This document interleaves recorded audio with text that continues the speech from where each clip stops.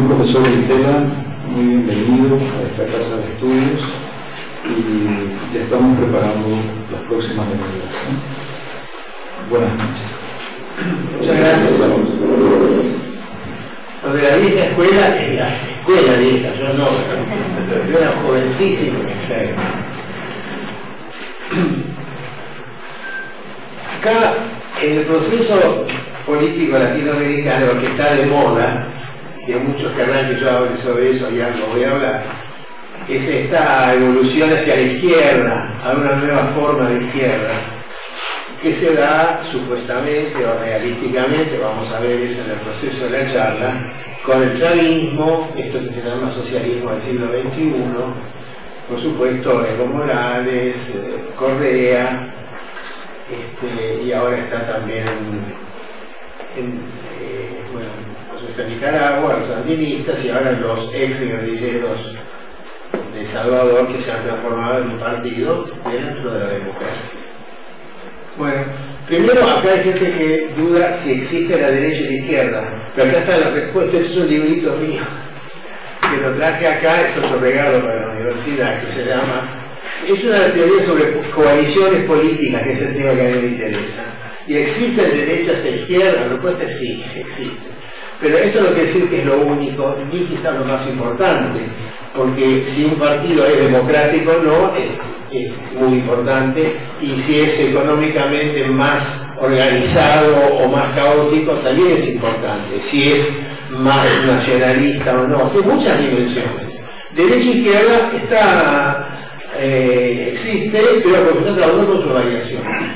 Y derecha yo diría que es una mentalidad que está más íntimamente asociada con la experiencia de los empresarios, del grande y pequeño empresariado, sobre todo el grande.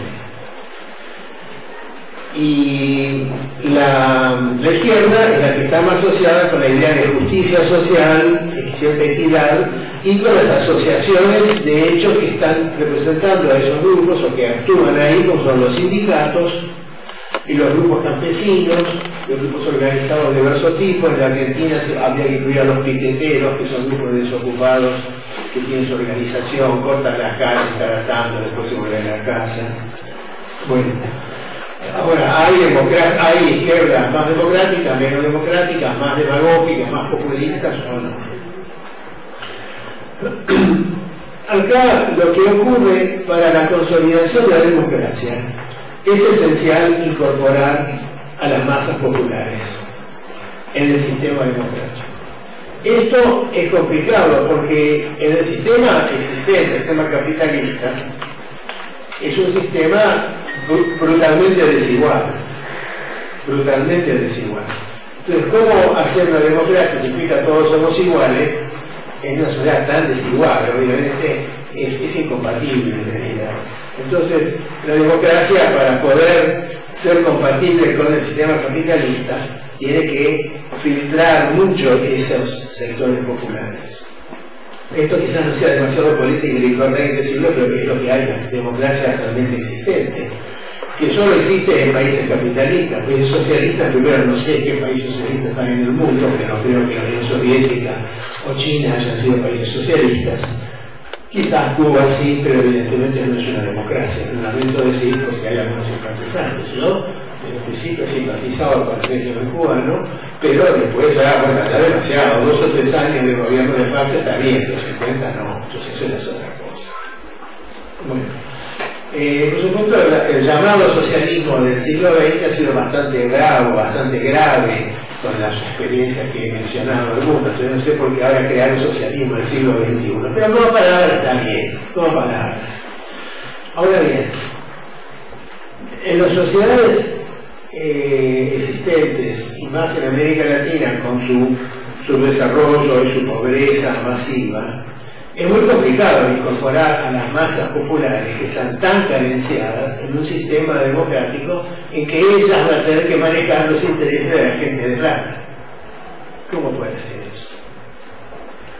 Y de hecho, entonces tienen, de la que democracia realmente existe, filtran esos sentimientos populares a través de algunos liderazgos que las hacen compatibles con los intereses de los grupos poseedores. Pero cuando yo dije que la derecha la defino como una actitud congruente con la forma de pensar de los grupos productores y que dirigen la producción y con sus intereses, es la forma blanda de definirla. La forma un poco más dura sería que defienden los privilegios, cosa que además defienden. Pero claro, ellos van a decir, lo defienden porque son privilegios necesarios para cumplir el rol empresarial. Y por el lado popular, aparte de la equidad y de la justicia social, está la identificación con los intereses de los grupos organizados, por ejemplo sindicales, que tienen también sus intereses sectoriales y a veces sus corrupciones. O otros grupos campesinos o grupos así de sectores carenciados de diversos tipos, indígenas en algunos casos.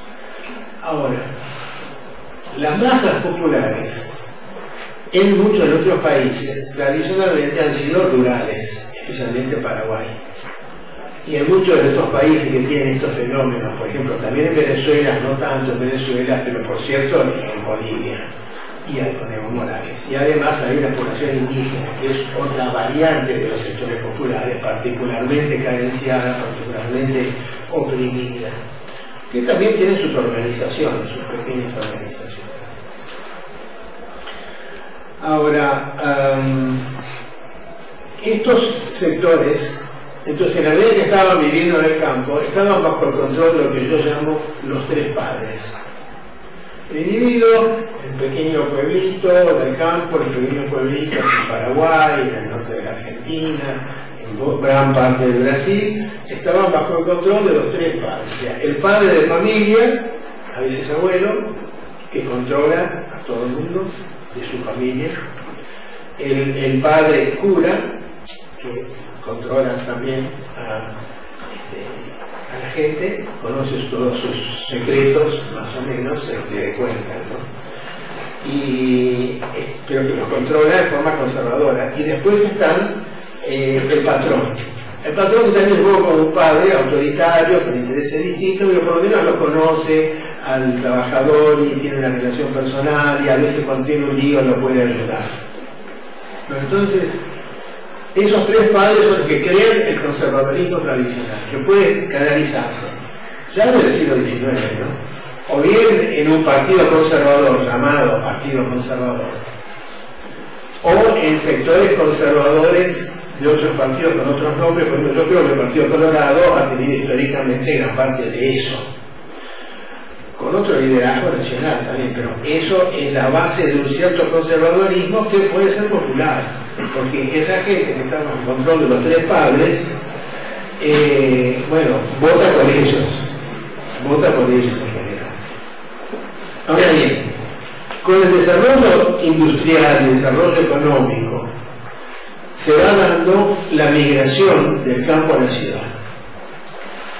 Y esa migración del campo a la ciudad se ha dado en diversas formas, en diversa velocidad en diversos países. En Europa se ha dado, pero Europa, como tuvo un desarrollo industrial lento, porque ellos inventaron la revolución industrial, sobre todo los ingleses, entonces llevó tiempo, entonces dio tiempo para que se acostumbrara esa gente que venía del campo, o del artesanado, del pequeño artesanado, a la situación moderna industrial.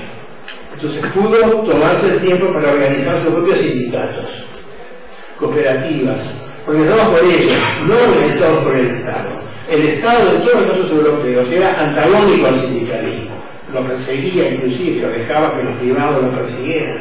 En ningún momento los Estados europeos estimularon el desarrollo sindical, mucho menos que lo crearon, de ninguna manera. Lo toleraron, lo mismo en Estados Unidos. En Estados Unidos el sindicalismo era perseguido por los gobiernos conservadores hasta que cambió la cosa con Roosevelt en los años 30. En Chile, que tuvo un desarrollo más parecido al desarrollo europeo, también la cosa fue lenta.